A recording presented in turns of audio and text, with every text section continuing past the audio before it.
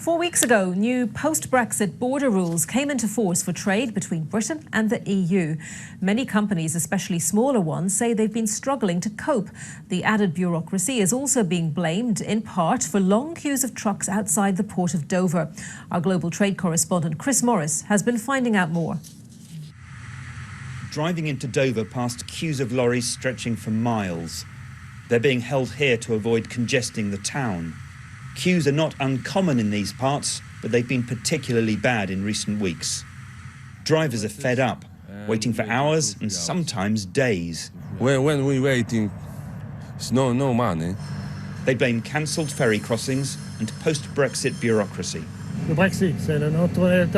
Jon Shirley has run a freight forwarding company in Dover for 25 years, but this is new territory.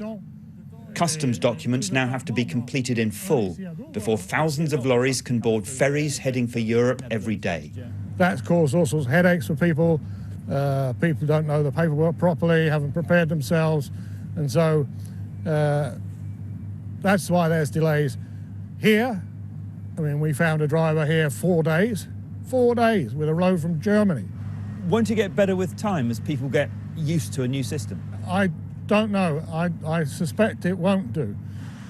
And it's not just exporters. People bringing goods into the country from Europe have also been dealing with new bureaucracy since January the 1st. 𝗕𝗏𝗏 runs this small deli in Bristol. Each individual consignment he imports now needs separate customs forms, where there used to be none.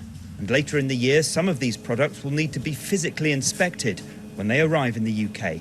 We will need to do more paperwork, we will need to pay more money, we might need to increase the prices, but at the end of the day, that's what we do. It's certainly more difficult, but unless we close the doors and shut the business, we need to do it. So what happens in places like Dover will have a wider impact. Many companies are changing the way they do business across the Channel in order to cope with new bureaucracy and delays. But others have simply stopped trading between Britain and the EU altogether.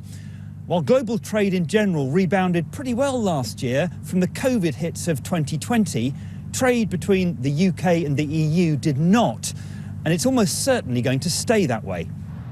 The government says traders need to get used to new rules and focus on new trade deals on the other side of the world. But 2 years after Britain left the EU, the idea of seamless trade across this narrow stretch of water, that ship has already sailed. Chris Morris, BBC News, Dover.